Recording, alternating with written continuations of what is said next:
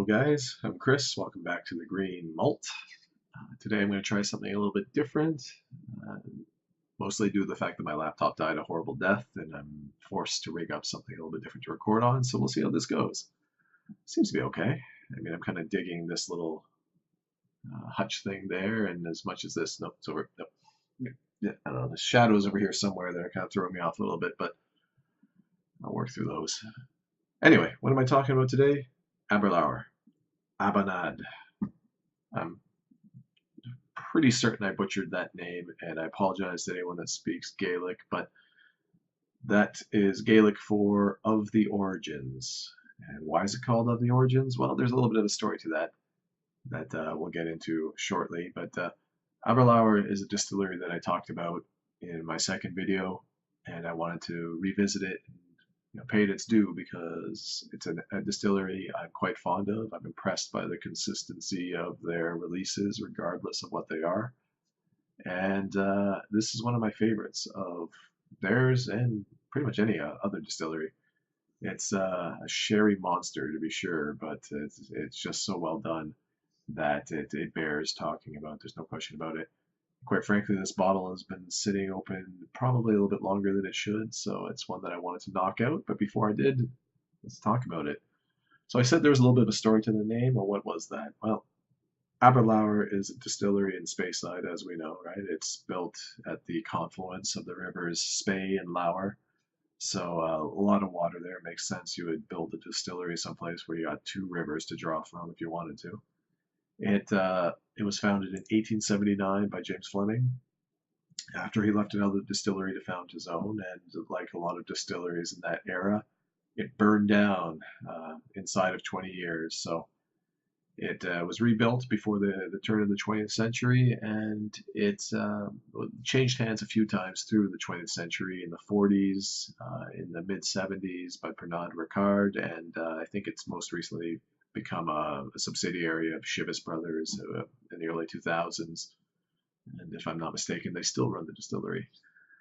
So why is that chronology important? Well, there's a bit of an urban legend that goes into this name, and I wasn't able to confirm whether or not it's true, but whether it is, it's still a fun little story. So the way it's told is that when they were replacing the stills in the 70s, when it was bought by Pernod Ricard, they found a bottle of whiskey, and wrapped around it was a newspaper from 1898. So it's an old bottle. And story goes that the workmen drank most of the whiskey because it was just good stuff, and they wanted to attempt to recreate what was found that day in this bottle, right, in the Abanad of the origins. So whether it's true or not, I don't know. It makes a certain amount of sense if the whiskey distillery burned down, not the whiskey, if the distillery burned down in the 1890s, then it's a perfect opportunity to bury a bottle in the foundation somewhere and leave it as a bit of a time capsule. And if it's going to be found, well, it's going to be found when there's a renovation happening in the distillery, 80 years on. So it could be true, but whether or not it is, doesn't matter. What we've got out of it is a very good whiskey, so that's the important thing. This is batch 53. It's a release that Aberlour puts out about once a year, and it's notable not just for being a sherry monster, not just for being aged exclusively in first fill sherry Oloroso sherry casks, sherry butts, but notable for its batch variation. So to such a degree that even the distillery itself, on the labeling of it, of the packaging there, will make that disclaimer that there is going to be some variation batch to batch. But let's face it, we expect that of any Scotch release, right? I've tried, I think, about 3 different batches of the Abanad, and I've never experienced something so out of whack one to the next that I was shocked by it. A little bit of variation, sure, but nothing too extreme. And if you're going to get a release that is variable batch to batch, I mean, let's be honest, this is a non-age statement whiskey, 1. So you can have whiskeys of any age in there. 2, it's bottled at cask strength. This one is 59.7%. Depending on the batch, you might get closer to 59, you might get closer to 61. But that's higher intensity of alcohol, higher intensity of flavor, will lend itself more to to some variability in the final product. And lastly, because it is exclusively sherry aged, it's got big flavors, big intensity of flavor. So if you're ever going to experience variation and really notice it, it's going to be in something that's highly alcoholic, cask strength, very flavorful, it's not subtle, and something where batch to batch you might get the distillery using vastly different ages of whiskey depending on what turns out the best product for them. And I've read at various points that this could contain whiskey between 5 years of age and 25 years of age. Other places have said it's between 10 years of age and 15 years of age. Who knows? Who knows? It could be anything. So, important things to note: cask strength, non-age statement, exclusively sherry aged, not chill filtered, doesn't say anything about the color on the packaging. It is a very dark amber orange color, but you would expect that of something that is aged exclusively in sherry. That's about it. I poured this about 15 minutes ago, added a little bit of water. I like an intense whiskey as much as anybody, I suspect, but 60% is a lot. So to knock that down a little bit, just a touch of water helps bring out some of the flavors aside from the overwhelming cherry on the nose, at least for me. That's what there is. Immediately it's cherry. That's the first and foremost note of this thing. Every time I smell it, cherry up front. And sweetness. Honeyed sweetness, toffee, yeah. And a little bit of like molassesy, sugary sweetness in there as well. And behind that cherry is the spice that always follows it up for me. Cinnamon, clove, nutmeg, maybe all spicy, but I don't think that's quite right. More gingery, like a candied ginger though, not fresh ginger. Candied, sweet ginger, but enough of that the gingery spice to retain.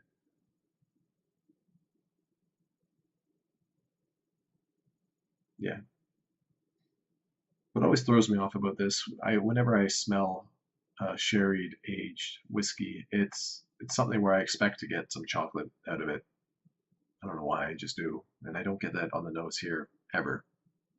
I suspect I will later, but not yet. So sweet and full and fruity, jamminess, just really nice. I could smell it all day, but I suspect you guys probably don't want me to.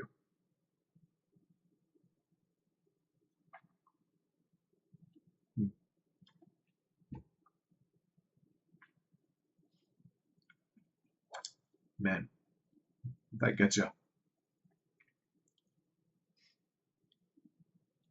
See, I think if I had to guess based on the amount of water I put in, I'd say I knocked it down somewhere in the neighborhood of 50%. So I knocked it down to about 50% ABV, which is, for me, I really enjoy that. Probably missing out on some of the subtler tasting notes, keeping it that high, but it's still, I love that intensity, and it really hits you up front. A sweet, jammy, fruity burst of flavor, I guess you could say, up front. That cherry's still there. Some of the other dried, dark fruit notes come through, though. The raisins, the plum, fig, apricot comes through.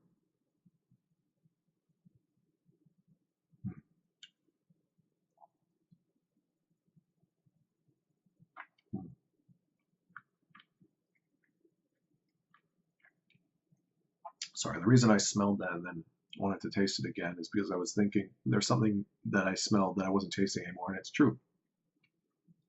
And I think it's that gingery and almost like orange peely type note that I was smelling, which I've lost on the palate, but that's okay. There's some other things that I've picked up.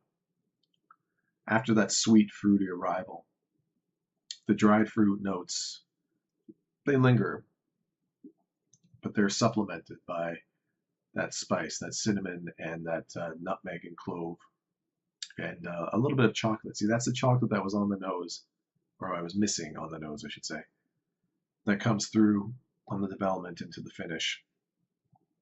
So I've lost that citrusy, gingery, zesty note, but gained a little bit of chocolate, so not too bad.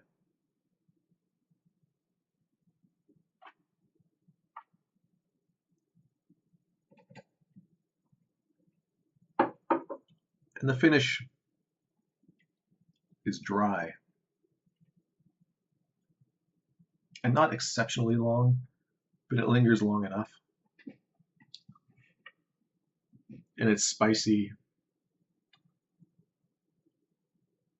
and chocolatey and lovely. It really is.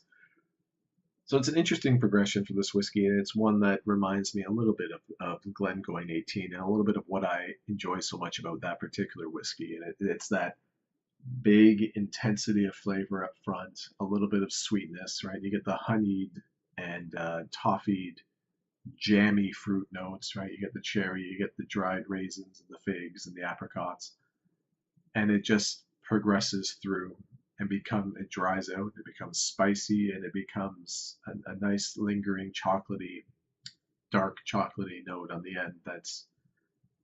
It's just a great experience. And it's a saving grace of the whiskey as well. If it just stayed sweet and intense and fruity throughout the experience, it would be too much, at least for me. It would be too cloying. It would be something that I would enjoy for one or two sips and then have to set aside. Uh, as it stands, it's a great whiskey. If you want something intense and sherried and warming on a cool fall day, or cool fall evening, such as this is, it's a great one to turn to, and it's one that I always want to keep in my liquor cabinet. And yes, it's a non-age statement whiskey, and it will retail for about $100 in Ontario, surely less than that elsewhere in the world, but $100 here. And I'm still happy to have it. I still think it's a fair value, based on the market and everything. I mean, there's only so many whiskeys you're going to find that are exclusively aged in first fill sherry, not finished, not aged in refill, and that maintain as high quality as Aberlour has with this. I mean, batch variation aside, I've never experienced a dram of the Abenade that I haven't enjoyed. It's not at the pinnacle of the whiskey mountain for me, but it's not terribly far off either. It's one that I dearly enjoy. I think I reviewed the 10 at an 82 out of 100, and given that I'm a person that enjoys an increase in intensity of the flavors that I enjoyed in that particular release, I would rate this higher. This to me is more of an 80 maybe 89. I was going to say 88. 89 out of 100 though. I mean, what's the difference? 1 point, one way or the other. It's all subjective anyway. Um, yeah, it's a great whiskey. If you enjoy something intense and something warming, give it a go. You're not going to be disappointed. I promise you that. So 89 out of 100, Aberlour Abenade, wonderful stuff, big sherry flavors. I'm going to finish this off and reconsider my set choice.